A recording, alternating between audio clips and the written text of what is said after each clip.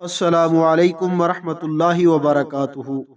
امید کرتا ہوں آپ سب بخیریت ہوں گے۔ چلتے ہیں آج کے عنوان کی طرف۔ آج کی ویڈیو کا عنوان ہے ہوا پر حکومت۔ حضرت سلیمان علیہ السلام کا یہ بھی ایک خاص معجزہ اور آپ کی نبوت کا خصوصی امتیاز تھا کہ اللہ تعالی نے ہوا کو ان کے حق میں مسخر کر دیا تھا اور وہ ان کے زیر فرمان کر دی گئی تھی۔ چنانچہ حضرت سلیمان علیہ السلام جب چاہتے تو صبح کو 1 مہینے کی مسافت اور شام کو 1 مہینے کی مسافت کی مقدار ہوا کے دوش پر سفر کر لیتے تھے۔ قرآن کریم نے آپ کے اس معجزے کے متعلق 3 باتیں بیان کی ہیں۔ ایک یہ ہے کہ ہوا کو حضرت سلیمان علیہ السلام کے حق میں مسخر کر دیا۔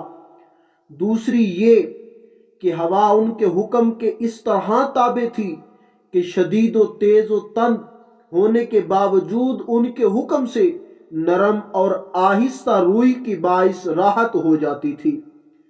تیسری بات یہ کہ ہوا نرم رفتاری کے باوجود اس کے تیز رفتاری کا یہ عالم تھا کہ حضرت سلیمان علیہ السلام کے صبح و شام کا جدا جدا سفر ایک شاہ سوار کے مسلسل 1 ماہ کی رفتار کے برابر تھا۔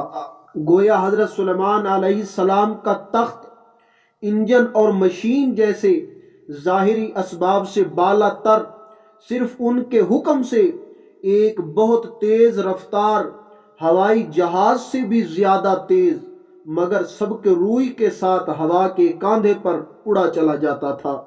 اس مقام پر تخت سلیمان اور آپ کے سفر کے متعلق جو تفصیلات سیرت کی کتابوں اور تفسیروں میں منقول ہے، ان میں بہت سے واقعات اسرائیلیات کا ذخیرہ ہے جن کو بعض واعظین بیان کرتے ہیں مگر وہ قابل اعتبار نہیں، اور ان پر بہت سے اعتراضات بھی وارد ہوتے ہیں۔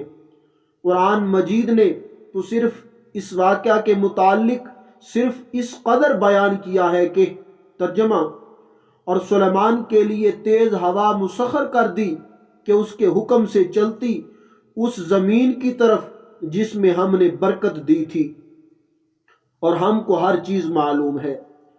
اور سورۃ سبا میں یہ ارشاد فرمایا کہ ترجمہ اور سلیمان کے قابو میں ہوا کر دی کہ اس کی صبح کی منزل 1 ماہ کی راہ اور شام کی منزل 1 ماہ کی راہ۔ اور سورۃ صاد میں فرمایا کہ تو ہم نے ان کے لیے ہوا کو تابع فرمان کر دیا کہ اس کے حکم سے نرم نرم چلتی جہاں وہ چاہتے۔ خوش رہیں اور خوشیاں بانٹتے رہیں۔ اگر آپ کو ہماری یہ ویڈیو اچھی لگی ہے تو اسے لائک، کمنٹ اور دوستوں کے ساتھ شیئر کیجئے، اور اگر ابھی تک آپ نے ہمارے چینل کو سبسکرائب نہیں کیا تو ہمارے چینل کو سبسکرائب کر لیجئے، اور مجھے اجازت دیجئے۔ اگلی ویڈیو تک کے لیے اللہ حافظ۔